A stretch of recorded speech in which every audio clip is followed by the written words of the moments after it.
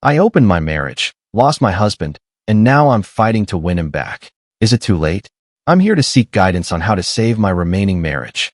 Let me begin by stating that I have been with my spouse for 7 years, and we have been married for 5 of those years. I'll call us Sarah and Lucas for privacy's sake. In our second year of community college, we got to know one another. Lucas went on to receive a 4-year degree in business administration from a university that provides remote programs at the community college, while I obtained a 2-year degree in office management. In the present, Lucas is 27 and I am 26, and we intended to have a child later this year. Having 4 children, ideally 2 boys and 2 girls, was our desire. Both of our families loved us, and we had a really happy marriage. This is where I made a big error. I formed a relationship with a delivery driver for one of the 3 major delivery companies, which some could refer to as a work-husband relationship. To keep things private, I'll call him Kevin. Kevin has been delivering to my office for about 2 years, at the age of 25 and unmarried. Unquestionably, we clicked right away. It wasn't romantic, but there was a spark that pulled me to him. Every time he made a delivery, we would converse for at least 10 minutes. I started to look forward to seeing him and always made sure to be honest with him when he showed up. Our chat went farther than normal one day. Kevin said he wanted to ask me a personal question. He said he didn't want to offend me or endanger our business relationship because it was so personal.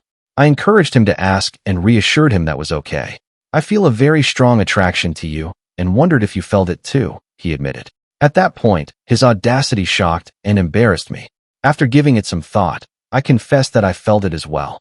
Kevin continued by saying that if I weren't married, he would have asked me out. The conversation ended when I thanked him for the compliment. That was the last of him. Our conversations grew awkward and short throughout the course of the following week. I was so ashamed that I thought I had gone too far, even as Lucas and I continued to enjoy our married lives at home. The guilt persisted. To be clear, I have always been totally happy with Lucas as a husband, friend, and lover. I thought he would have said the same of me at the time. For me, he was ideal. Nevertheless, I mistakenly started to dream about having both my devoted husband and a relationship with Kevin that went beyond business chats. Later, I discovered that this is frequently called eating cake. Intrigued, I began reading up on open marriages and polyamory. I initially thought the concept was nasty and ridiculous. I was certain Lucas would not consent, and even if he did, I wanted to prevent our marriage from being harmed and our family from becoming estranged. Weeks went by, and my married life was still great, but there were still thoughts of Kevin. I came upon a blog article by a lady in an open marriage with the heading, "It doesn't hurt to ask." When I went back to the subject, she talked about how she sought a relationship with a man she met while volunteering, even though she loved her spouse. After 2 years of suppressing her emotions, she finally asked her husband on a lengthy drive. He was interested, which surprised her. For years later, they apparently had a stronger, happier connection after opening their marriage and finding other lovers. Because it mirrored exactly what I wanted but was too scared to question Lucas about, her tale struck a chord with me. Then, one Sunday morning, I made the decision to bring up the topic as we were relaxing at home, conversing, and using our phones to browse the internet. "I just read this online post about open marriages," I said immediately to Lucas. "How do you feel about them? Are you talking about couples sleeping with other people?" he questioned, glancing at me. I reaffirmed and inquired about his thoughts once again. In response, Lucas said he found it repulsive and added that if someone wanted to sleep together, they should simply seek a divorce. "It's really becoming popular here in the US and other Western countries," I said in an attempt to diffuse the situation, but his expression made it obvious that he was disgusted by the subject, so I quickly changed the topic. His response made me decide that I would never bring it up again, since I didn't want to endanger our marriage, which I thought was fantastic. A few weeks later, Lucas and I were snuggling in bed together, enjoying the glow from a fantastic evening. He remarked abruptly, "Who did you have in mind when you brought up open marriages last week?" As I lay on his chest, unable to see his face, I went cold. I gently lifted my head to look at him, and a pit developed in my stomach. "What are you discussing? What are you saying?" I stumbled. Lucas clarified that he has read studies indicating that a woman's reference to an open relationship with her boyfriend frequently indicates that she has previously cheated or has another lover in mind. I was shocked by what he said. In fact, I was shaken to my very core. Lucas remarked, "I know you too well." After realizing the effect of his comments, Just be honest. I can tell you're hiding something." I could have stopped there, but instead, I remained silent, turned my head away, and finally told him, "I have never cheated on you and would never do so. Rather, I acknowledge that there was someone at work I may think about if we ever discussed an open marriage." "Tell me about this work friend," Lucas insisted. I reluctantly started to describe Kevin and our encounters, including the moment he revealed his emotions for me. I didn't reveal, though, that I felt the same way about it. I was frightened by Lucas's next statement. "You know, technically, you've already cheated on me." I retaliated defensively, saying, "I haven't cheated. Your relationship with this Kevin guy is what's known as an emotional affair," Lucas retorted. Lucas gave me an explanation of the term because I had never heard it before. I listened in frustration as he explained the workings of emotional affairs. Lucas finally proposed that we end the conversation, since he needed to go to bed because he had an early start the next day. I couldn't fall asleep, but he did. Rather, I picked up my phone and began looking up emotional affairs. What Lucas had asserted was supported by article after article. My relationship with Kevin was more than simply an emotional one. It was a full-fledged one. I was overcome with guilt. I felt like I had let my hubby down. I went downstairs to make myself some tea because I couldn't sleep, and at around 4 o'clock in the morning, I fell asleep on the couch. Lucas kissed me awake at 6:45 a.m. "I'm heading out for work," he declared as usual. I kissed him back and told him I loved him, but this time with guilt weighing heavily on my mind. I made it clearer than ever. "You should start your day. It's almost 7 a.m. After making love for a few days, we were laying in bed once more when Lucas abruptly remarked, "If you truly want to, I'd be willing to try an open marriage. Why are you bringing this up now?" I questioned, stunned. He clarified that he had been considering our earlier chats and reasoned that if it was something we wanted, we should attempt it while we were still young. I pledged never to endanger our marriage or our love, but I did show cautious attention. I told him, "You are the most significant person in my life. If our love bond is strong, it will withstand infidelity." Lucas retorted, "A mutual open relationship wouldn't be considered infidelity because we'd both agree to it. Consider our marriage open, starting right now," he remarked instead. Surprised again, I told him to calm down and that we needed to set ground rules. He made the following specifics. We had to let people know ahead of time who we would be sleeping with and when. We had to later, without going into graphic detail, tell each other about the incident. There are no exceptions to the rule that all types of closeness must be protected. I accepted his conditions and suggested a few more. We would maintain the privacy of our open marriage. We would pledge to stay together and prevent these adulterous affairs from ruining our marriage. Lucas declared that he was unable to accept either of these terms. He refused to talk about it more and just said he didn't and wouldn't agree to them when I questioned why. I was worried, since this felt totally out of character for Lucas. I snuggled up to him in spite of my discomfort, and we dozed off. I became uncomfortable with the idea of an open relationship throughout the course of the following month because I thought Lucas might be up to something. I chose not to pursue it and concentrated on leading a typical life. I avoided talking to Kevin at work during this time, limiting our exchanges to trivial subjects like the weather or our respective workloads. Then one day, Kevin asked me if something was wrong and said he truly missed our discussions. I explained to him that I didn't have much time to talk because I was so busy at work and at home. I contemplated whether or not to disclose my open marriage to him. I eventually made the decision to tell him. How I wish I could take that choice back. I asked Kevin to join me for a drink after work because it didn't seem acceptable to have such a chat there. He concurred. We got together at a neighborhood tavern with a terrace outside, which was ideal for the warm, early spring weather. I asked him directly whether he would be interested in a relationship after telling him about my newly announced open marriage. Without hesitation, he said yes. Although he respected my boundaries, Kevin acknowledged that he had been waiting for me to change his mind and that he had been dreaming about me for months. We talked flirtatiously most of the time that night. We decided to have our first romantic meeting at his flat the next day. I made it clear that I had to depart by 6:30 p.m. to go back home to Lucas, who was still my top priority. I came home that evening and made Lucas a delicious meal. After supper, I told him about my conversation and meeting with Kevin earlier in the day and that we had planned to meet at his apartment the next day, assuming Lucas was still okay with us being married in an open marriage. Despite appearing surprised, Lucas answered, "Oh, yes, all right." So you're meeting him tomorrow? As my top focus was him and our relationship, I reassured him that we could still cancel if he so desired. No, he insisted. Let you do this. In contrast to our typical embraces, I felt hardness and remoteness in his. I blamed it on nerves. We didn't speak much that night, as I concentrated on my own work and Lucas worked in his office. I tried to start an intimate conversation with him before we went to bed, but he stated he was too exhausted and wanted to relax. When I woke up the following morning, Lucas had already left, leaving a text message saying that he had neglected to mention an early meeting. He also mentioned that he would see me that evening. This was not like him, but I brushed it off and went about my day as usual, dressing and going to work. I picked a really lovely clothing that day because I knew I was going out with Kevin after work.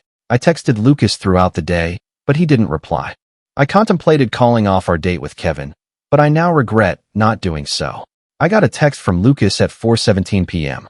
He promised to meet me that evening and wrote that he loved me. I was relieved by this, and I saw it as his approval to proceed. I'll get right to the point. When Kevin and I first met, our private moment was fierce. There was clearly no love involved, and it wasn't quite as satisfying as it is with Lucas. But because of the unlawful nature of what we were doing and the pure passion, it was physically satisfying. After an hour and a half, I left Kevin's residence and got home shortly after 6:40 p.m. I was shocked to see that Lucas wasn't home yet. I was relieved, since it allowed me to take a shower and wash my clothes to get rid of the smell of Kevin's perfume. Despite my physical sense of fulfillment, I was overcome with regret, guilt, and shame. I felt soiled, as though I had violated every fundamental principle in my marriage. I was really anxious, and it was a mental tug-of-war. I made a short but beautiful meal and put candles to create a romantic atmosphere, since I was determined to make it up to Lucas.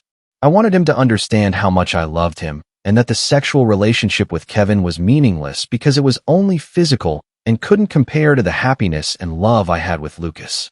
My hope was that we would make love at the end of the evening. Lucas was still away from home around 7:30 p.m. When I tried to call him, the call went straight to voicemail. I texted him to let him know that dinner was ready when I got home. When I didn't hear back by 8:50 p.m., I became concerned. I kept phoning and texting him, leaving messages, but I never heard back. At last, at approximately 9:30 p.m., Lucas texted me, saying, "Don't wait up. I will arrive home late." He didn't respond when I texted him back to inquire where he was and who he was with. I finally dozed off after midnight, emotionally and physically spent. The sound of the shower running in the guest bathroom awakened me up. When I went up to look, I saw that the door was locked, which was completely out of character for Lucas. He did not answer when I knocked. After 10 minutes, Lucas came out, wrapped in a towel, and said nonchalantly, "Hey, how was your night?" After I assured him that everything was okay, he asked me straight out, "Did you have sex with Kevin?" I winced at his directness and urged him to use a different wording. I reluctantly said, "Yes, Kevin and I were together." I then inquired about his whereabouts. Lucas confessed that he had gone out dancing and spent the night at multiple pubs. Because I could smell perfume on his clothing, I was suspicious and questioned who he was with. Upon pressing, I inquired, "Who is she?" He said that he didn't have to identify her because they hadn't shared a bed. Although I was astonished by what he said, I was more offended by his tone and language. Lucas's angry remarks caused me great concern, although he never used profanity when addressing me. I then questioned him about why he had taken a shower in the guest bathroom. He told me flatly that until I had completed 2 STD tests, he would be utilizing the guest bathroom and bedroom. I was devastated by his statements. This wasn't part of our rules. I objected. I ensured that Kevin wore protection during all of our activities. "Have you never heard of oral HPV or herpes?" Lucas shot back. "Till you're cleared, I won't come within 6 feet of you." Think of this as my personal take on social distancing. I informed Lucas that I wanted to end our marriage right now, since I was so distraught and crying. I cried. This is the last thing I wanted to happen. "No way," Lucas shot back. "I'll have my turn now that you've taken yours." Lucas only stated that he was going to bed, since he had an early meeting and needed rest, even though I started crying more. I sobbed on the couch for the majority of the night before dozing off. When I opened my eyes, Lucas was gone. I tried contacting him during the day, but he didn't pick up. He texted me, saying, "Don't wait up for me." I left voicemails and texted, but nobody answered. I felt like I was going crazy because I knew I had probably ruined my marriage. I didn't see Kevin at work that day, as there were no deliveries, but I gave him a call at 4:30 p.m. and inquired about our possibility of meeting that night. He acknowledged that I sounded agitated. I told him I wanted to break up with him when we first met, acknowledging that it was a big mistake. I admitted that I just wanted my husband because I loved him. He understood, and all he wanted for was one more connection. Other than that, he would only ever speak to me at work. I consented, and our brief and unremarkable hookup lasted less than 10 minutes and consisted just of a basic posture. Kevin later said to me, "That was awful." I apologized, acknowledging that the entire affair was a tremendous error and not his fault. "You just laid there like a tree trunk." After getting ready and giving him one last hug, I turned to depart. I asked Kevin, bewildered, what he meant when he said, "I never understand when women like you," before I left, but he just muttered, "Nothing," no comment, with a look of utter hatred on his face. I hurried off, sobbing all the way home. How was I able to be so foolish? I had ruined my marriage for nothing at all. I felt filthy once more and thought I was the world's most foolish person. It was 1 a.m. when Lucas finally returned home that evening. I was tired of knowing that I was the only one responsible for ruining my life. Lucas did the same thing on Friday, leaving before I woke up and texting me, "Don't wait up for me." The coldness and distance between us broke my heart. I missed our mornings, evenings, and weekends together, cooking together, going on walks after supper, and chatting about random topics. I sorely missed it when it was all gone. I sent Lucas a text message requesting to speak with him the following morning. "All right," he said, "as long as it's first thing." I asked him where he was going, but he didn't respond. "I'm leaving for the day." It was 1:30 a.m. when he returned home. I just lay in bed and sobbed without saying anything. Without saying anything, Lucas immediately went to bed after taking another shower in the guest bathroom. The following morning, I got up early to await his arrival. He entered the kitchen, poured himself some orange juice, and sat at the table, looking at his phone at 7 o'clock in the morning. The atmosphere was lifeless and icy.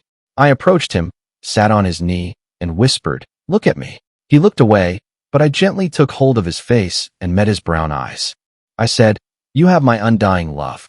I really apologize for the poor choice I made. Not a mistake, but a decision. I will stop at nothing to win back your love and trust." Lucas remained silent while staring at me as if I were crazy. I pleaded, "Are you still in love with me?" He said, "I'm not sure." I sobbed and begged, "I can put this right." He said, "I don't think you can." I said in a fit of rage, "You orchestrated everything, didn't you? Set me up for divorce." Lucas denied it, but acknowledged that based on what he had read, he realized our relationship was probably finished the moment I raised the subject of an open marriage. I questioned him, "Why didn't you just tell me to stop talking to Kevin?" I was devastated by his response. "You can't make someone be faithful. You are either monogamous or not, and it is clear that you are not." He just got up and stated he was going, despite my entreaties not to ruin our marriage. He said he would return after midnight. When I questioned where he was going, "Tomorrow is Easter Sunday," I told him. "Our scheduled departure time is 7 a.m. Go visit the home of my parents. We spend every holiday with them because they adore you." Lucas replied flatly, "I'm not going.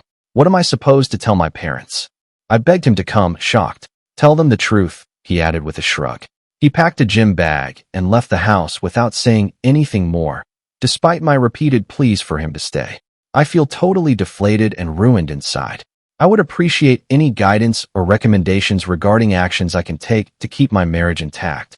I'm particularly interested in hearing from those who have had similar situations with open marriages and whether or not a couple can move over such a betrayal after an open relationship. Have you been able to successfully reconcile? I appreciate you hearing my tale. I'm going to bed now so I can spend the rest of the day crying. First update. I would want to express my gratitude to everyone who replied with comments and encouragement. I was able to get through the past several days because to it. Many individuals properly chastised me and called me derogatory things, but I deserve it, and I also value your opinions. 2 of the worst days of my life have been Easter Sunday and today. When I pulled up to my parents' house, they asked me right away, "Where's Lucas?" I lied to them and said he couldn't make it because of an emergency at work. I didn't want the family get-together to be disturbed. At first, my family believed my tale, but as the day wore on, they began to suspect that I wasn't phoning or texting my husband as I usually do. I sent multiple phony texts and claimed to have responses from Lucas, assuring everyone he was still busy at work and would give me a call tomorrow in order to delay their suspicions. To be honest, he never texted or called, not even to see whether I had made it safely. I was devastated by this. On Monday, I had intended to spend the night at my parents' house and discuss our marital issues with them. I was afraid they would be angry and despise me if I did this. I told them this morning, and everything went exactly as I had expected. They shouted at me, called me horrible names, and said that I wasn't brought up this way. When my sister was summoned over, she started to lash out at me as well. I told them I realized what I had done was horrible and sobbed. I promised them that I had grown from the experience and would never do the same thing again. I informed them that regaining Lucas's love and trust would be my only priority going forward. Ultimately, they told me they loved me and would pray for our marriage to be saved, even if they were furious with me. On Monday night, I took a car home. I texted and called Lucas during the day, but he didn't respond. He had gone to Florida to see his parents and would be back on Sunday, according to a note on the counter when I got home. We had arranged to go there together in early May, so I felt terrible. Now that strategy is shattered because of me. I despise myself. For now, that's all I have to say. I'm simply so unhappy and dejected. The fact that I'm no longer crying frightens me. Tears no longer seem worth shedding because of the depth of my hurt and regret. Second update. I didn't intend to publish again for almost a year, but I decided to offer an update because the community showed such a great deal of interest. I have some good news, as well as some negative news. The first piece of terrible news is that I'm divorced. Back in December, it was decided. Lucas ultimately came to the conclusion that he couldn't stay married to me once I started seeing another man. He claimed that he was ashamed to be seen with me in public and that he would never be able to trust me again. He claimed that he regained his masculinity after the divorce. I disagree. He never lost his manhood, and only our families are aware of my brief relationship with Kevin. Well, anything. The good news. No, the amazing news is that last month, Lucas and I resumed our dating life. It's been great since Valentine's Day when we reconnected. Our passion level is unmatched, much higher than when we initially started dating 5 years ago, but we only see each other when he wants to, which has been around once a week. Lucas has stated unequivocally that this is merely a physical matter and that we will never again be a couple, get married, or live together. I'll take what I can get, but I'm not really comfortable with this. I want to get Lucas back. I would like to have his children. If I am unable to achieve that, I wouldn't baby trap him, so don't get me wrong. All I want is to have kids with him without getting married. I've considered how we could divide custody and still work things out. I don't want children with anybody else, even though I know it seems weird, but I love him. I understand that doing this would probably put any future relationships I might have with other men in jeopardy, but I only want Lucas. That's all I have to say for now, and until something significant occurs, I doubt I'll post again. However, I would adore hearing your thoughts about my predicament. Do you believe that my decision to date Lucas is insane? Is it better for me to go on and find someone else to start a family with? P.S. Kevin has never been an option. I simply made a poor choice with him, and I will never do it again. Thank you. Thank you for watching. If you haven't subscribed yet, please do so and hit the notification bell to stay updated with more shocking real-life stories happening around you.